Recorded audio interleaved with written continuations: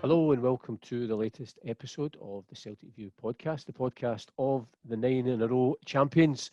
A slightly strange podcast this week. Obviously, we would have been planning on looking back on Wednesday night's game against St Mirren, and of course looking forward to the weekend game against Aberdeen. That sadly has not been the case. Celtic's 2 games suspended in the wake of volleyball and golly breaking the strict protocol rules that are in place for Scottish football. We're going to be chatting about that and all other things to do with Celtic. But first, let's hear from Neil Lennon and his reaction to what happened in the course of this week. What's the rest of the squad? What's the feeling from them? Anger. The disappointment, frustration. We're looking to get a bit of momentum going and get this. They've waited a long time to play competitive football, and it's just not good enough. It's just simply not good enough. So not only has he let himself down, but he let the club down, and it's been totally disruptive to their preparations now. Does it bother you that you might be playing catch up again here? No, well, look, it doesn't bother me. I've got my head around it already. We just have to get on with it and accept that these are the circumstances that we find ourselves in. Whether people want to blame the club as a whole or blame the individual, that's where we find ourselves in. We accept it and we'll prepare as best we can for the upcoming games. We can only apologise to our supporters. You're going to miss out on seeing us play over the next week or so, but we'll be more determined than ever when we come back. Is there any indication as to when these games can be played? No. I mean, I've only got the shout an hour ago, so I mean, you're asking me questions here that I can't answer. We'll have to find dates and fill them in when we can. As far as you're concerned, your next game is Reykjavik. Next week. Yes. And then the following week, Champions League. Should you get through that? Well, we've got Reykjavik and then we've got Dundee United and then hopefully another Champions League game after that. Do you have a sense of how this is going to affect you or the club, or is it just a case of dealing with it head on? Do I have a sense of how this is going to affect you, the group of players, the club, the image of the club? I'm worried about for the short term, the image that it portray of the club, and it's a wrong one. It's like we're going to get criticism, but like I said, and I'm saying this, honestly, the club have done everything in their power, to get the game going. It's been at the forefront of everything in terms of dealing with the government, setting good practices in, safety protocols, health protocols, stadium safety, everything, looking at getting, supporters back into the stadium, getting the game up and running again. They have done everything. The testing has been constant, logging in every day on the health app, that's been constant, letting us know where you are, and we've been let down by a player who's blatantly disregarded the rules. For whatever reason is beyond me, I have no idea. So, short-term hit, and then we'll come back hopefully better than ever. I'm delighted to be joined on the podcast by Tony Connelly, my Celtic View colleague, and also our digital marketing manager, Craig Johnston. Tony, first of all, when I come to you, we just heard Neil Lennon there.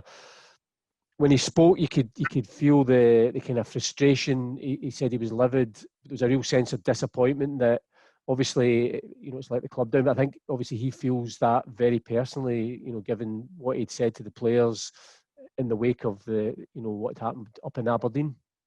Yeah, I think he'll feel that trust has been broken. He trusts the players, that the players trust him, and when someone does that, you would take it personally because they have a close bond with the manager. They all work closely together. So someone's actions like that, it really affects everyone, and you don't expect that from your teammate who should be looking out for you and avoiding doing anything that's going to disrupt the team or impact on the team.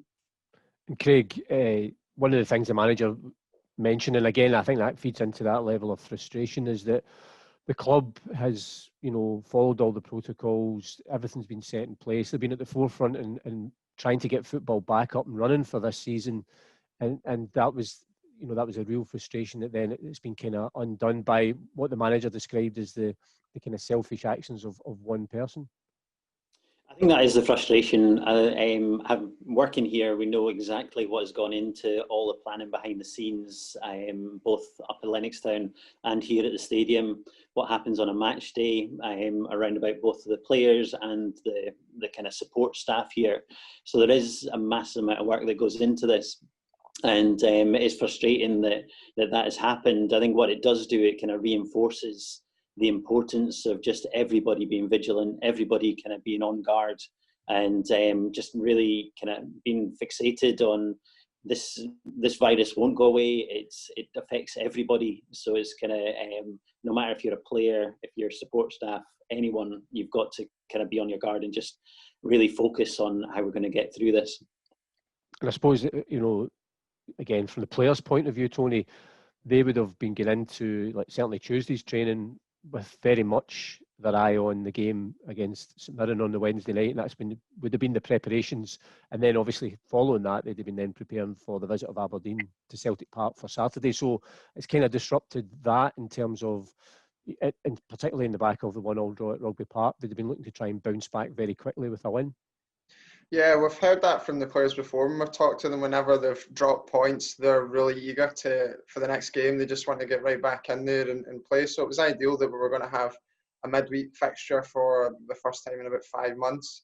And when there's been so long without football, to have a nice run of games and build up some momentum, really, it's exciting, and it's important as well for the players to be playing regular football and, building up early on in the season, that match fitness, and then for this to come along and sort of derail that, it's frustrating, both mentally and physically as well. I'm sure they're all still working hard in training, but we know that there's nothing quite like match fitness from playing these games. It's really important, especially as we're building up to Champions League qualifiers as well. It was really important to get some games under our belt.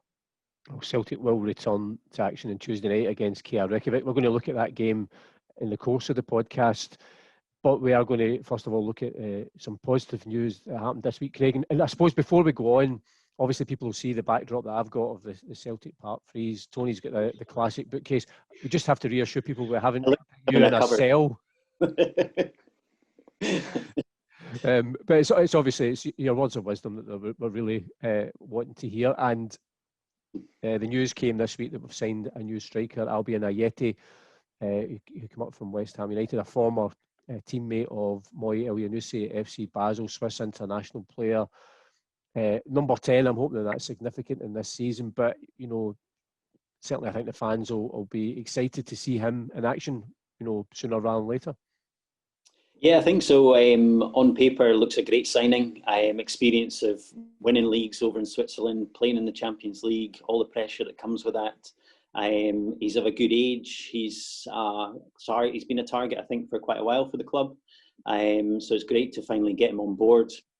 I think that whole kind of long-term targets has been a trait of both our summer signings, both Barklas and Ajeti. So it's kind of a theme running through our signings. I think it's a significant layout. We found it difficult, I think, to break into the West Ham team down in England in his first season. But if you see, it's similar to Elyounoussi, I suppose. Before that, he played for Bâle. He got, I think it was averaged a goal every 2 games.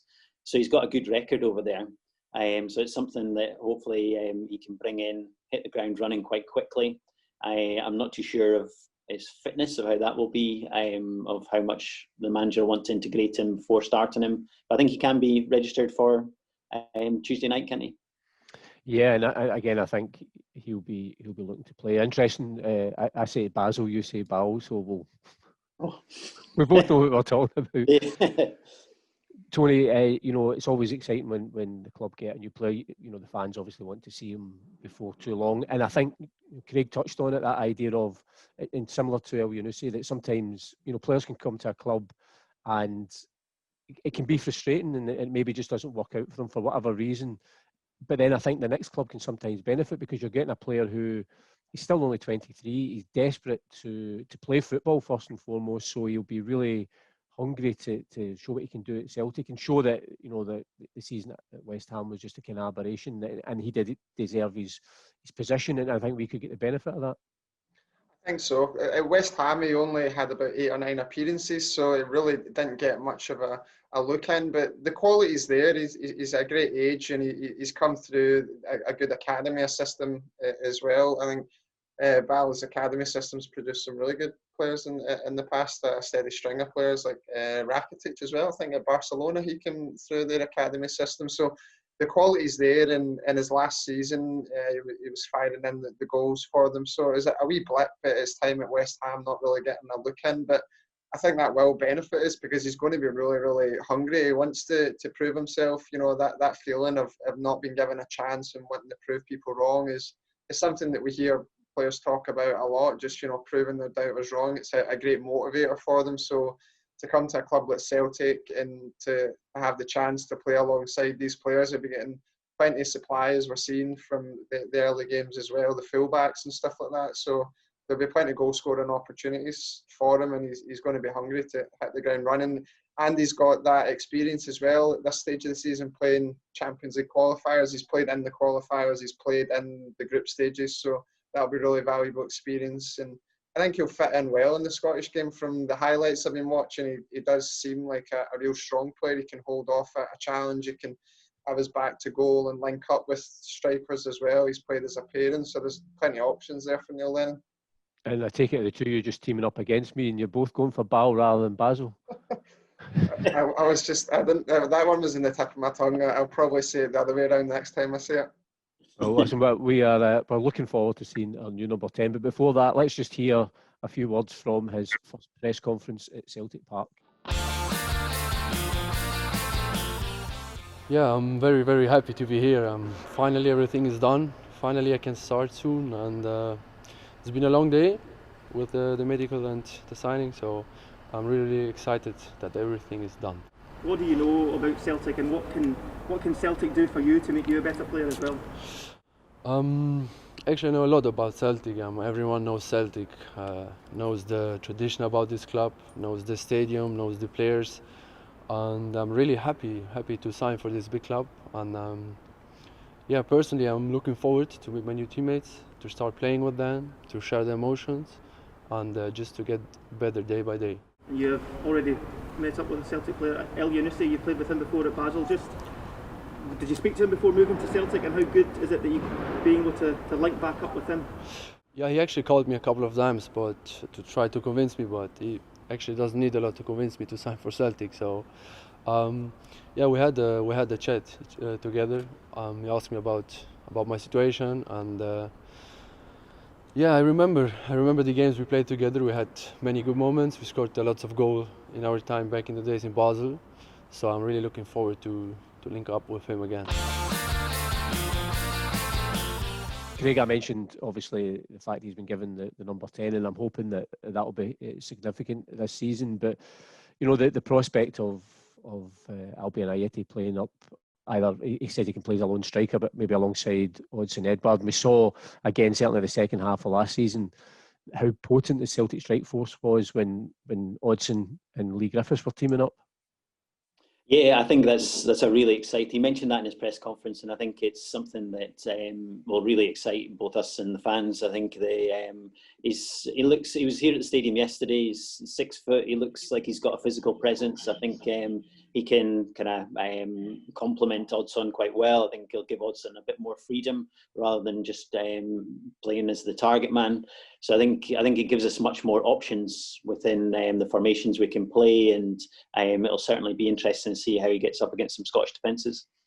Well, talking of Odsonne Edouard, he is the cover star again in the latest issue of the Celtic View with that absolutely beautiful away kit that comes out next Wednesday. Actually, it's now on. It's been launched because it's been put back 24 hours because of our Champions League qualifier. It might end up we've just put Odsonne in the cover every week, but he talks about his goals for the season in terms of targets and what he wants to achieve. And I suppose Tony, he's seen as a kind of such a talismanic figure. But obviously, he first of all, his target, again, Craig was just talking about Champions League football. For him and everyone else, that's first on the agenda for us.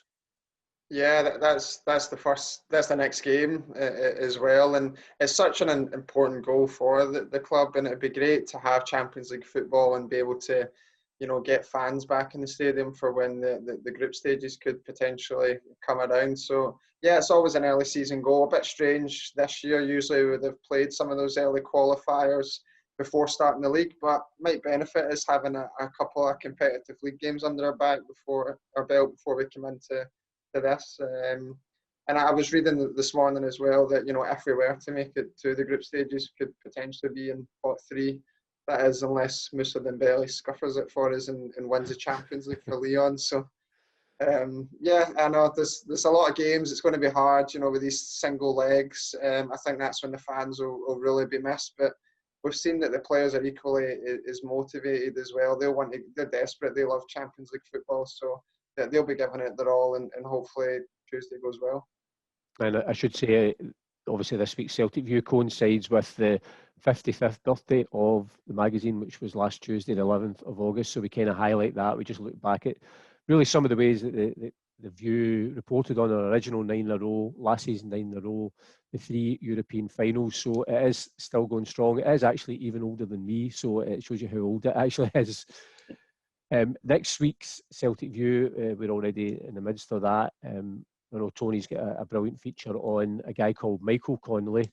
No relation, it has to be said, but he's a student. Tony is in the midst of doing a PhD on the life of Brother Wilfred, and it's quite far down the line. And I think it's an academic thesis that he's doing, but he does touch on in the piece about how he'd like to possibly write a book on it. And I think it's something that Celtic fans would absolutely love to read about, the real story or the full story of Brother Wilfred's life. Yeah, and I can't think of a better person to write that book than Michael. I've known him a few years now. He's a really nice guy. I'm a massive Celtic fan, but obviously a great academic as well. So he's got that passion behind him. He's in the 3rd of 4 years of this PhD. He's doing it through Stirling University. So I caught up with him. He was telling me a wee bit about how it's been going. And it's been really interesting. He's been travelling quite a bit, going to Brother Wilfred's birthplace. He's going to France. He's looking into his time down in London as well, where he ended up after Celtic. But he's looking at his whole life, and obviously a big part of that is his work in Glasgow. He spent a number of years in Glasgow, and then the charity work that he done there has had such a huge legacy throughout the world. And he's been looking through archives, finding out a bit about what he was doing in some of the intermittent periods where there maybe wasn't much written about what he was doing. So I think he's uncovered a lot of new information about his life as well. So it'll be really exciting to see the PhD when it's finished, and hopefully maybe some other things like a book or a documentary if he can do that. And if I was on the ball, I could have made a seamless link between Moussa Dembele and Lyon, and the fact that Michael had gone to Lyon to interview the Maris brothers over there. But I might edit that in to make myself look more professional than I really am. We've talked a couple of times, Craig, already about what's coming up for Celtic. Obviously, we don't have these 2 domestic games this week, but we have a Champions League qualifier followed by the trip to Tannadice a week on Saturday. The Champions League qualifier against Kia Reykjavik, as Tony touched on, it's a one-leg affair. It's a winner-takes-all cup tie. We've got the home advantage. At the moment, Kia Reykjavik haven't played for a few weeks because Icelandic football was suspended again by the government, so they may be a bit ring rusty as well. We've only played them on one occasion before and we won that, so there'll be confidence, but I'm sure an awareness that with no margin for error, it's a tie fraught with potential dangers. Yeah, I think the kind of one-off games do bring that. I think there's that kind of level of uncertainty of what will happen with no fans being at the stadium as well.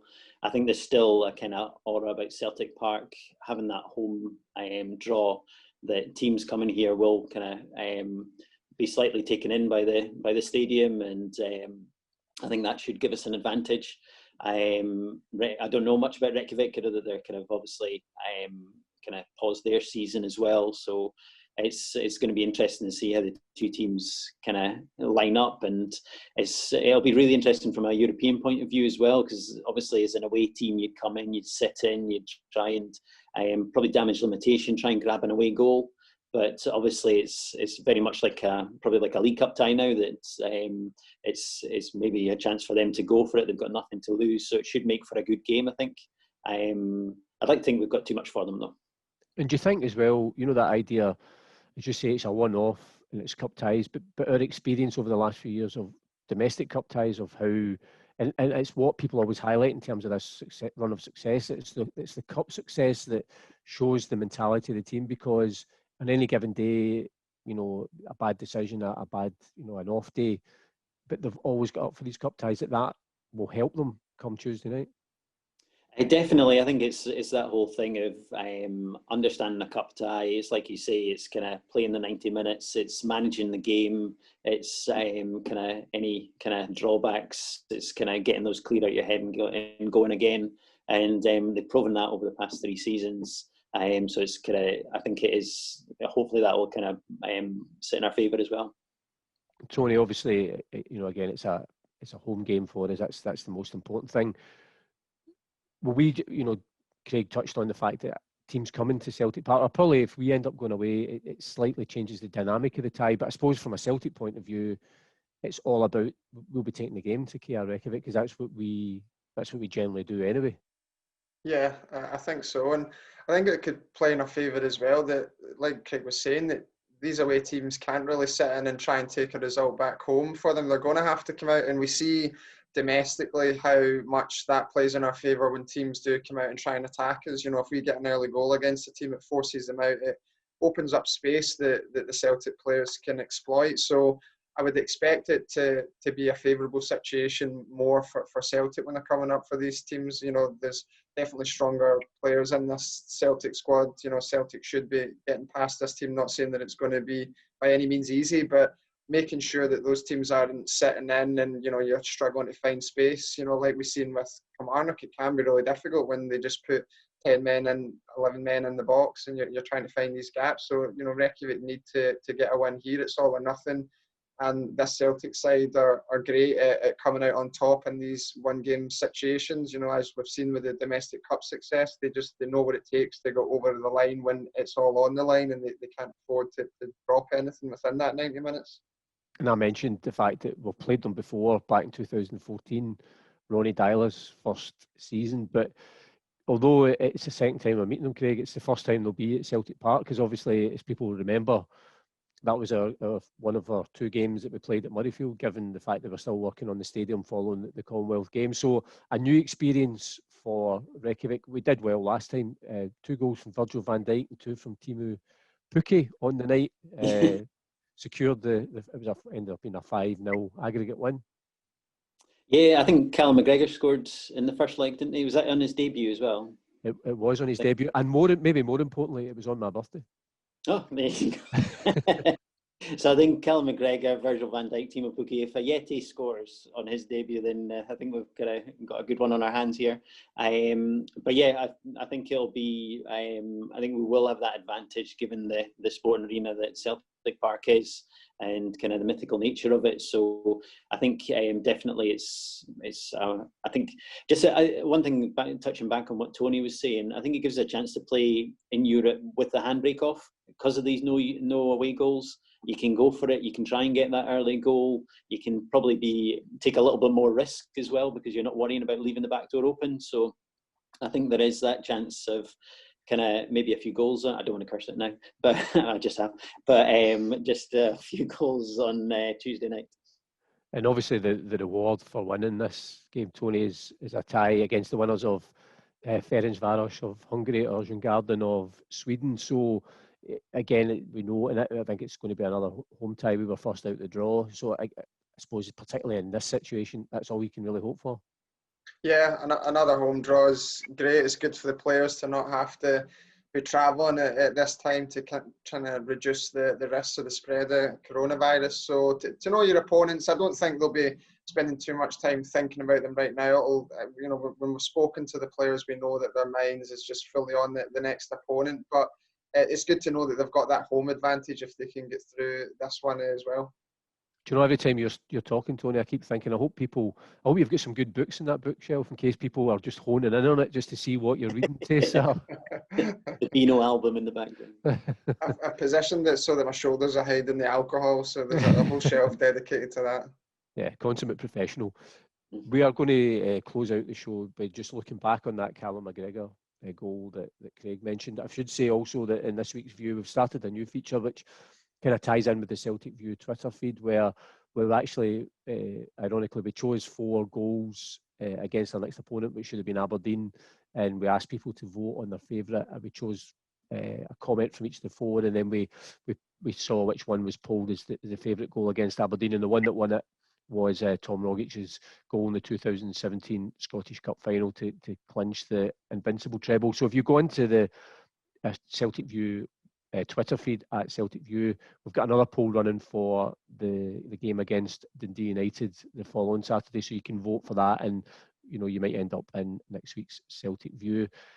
Guys, thanks for joining us on this podcast. Tony, you can get back to reading, not drinking alcohol. Craig, we might let your prison. I'm going to break out my cell in a minute. I'm going to go for it. We are going to finish with a goal against KR Reykjavik. Of course, they are the visitors to Celtic Park on Tuesday night. It was back in July the 15th, 2014. Callum McGregor made his debut. It was Ronnie Dyler's first competitive game, and we ended up winning 1-0 in Iceland. Back out to this far touchline. McGregor goes for the byline. He's got past one. Stays on his feet. He's back on his left foot. It's McGregor. McGregor! It's a goal for Celtic! On his full Celtic debut, Callum McGregor opens the scoring in such an impressive way. It's KR 0, Celtic 1. Wonderful play from the young Celt. Fully deserved as well. He was brave. He went past the first defender, cut inside on past the second, onto his left foot, and beat the goalkeeper at the near post. Celtic deserve that. They've been the better team in the last 20 minutes, put Reykjavik under severe pressure, and I'm absolutely delighted for Callum. He really deserved that. He's taken his chance and really put that goal away brilliantly, and that was so important for Celtic, just to get that goal to give them that cushion, Kenny. And now with 6 minutes to go, we have that lead.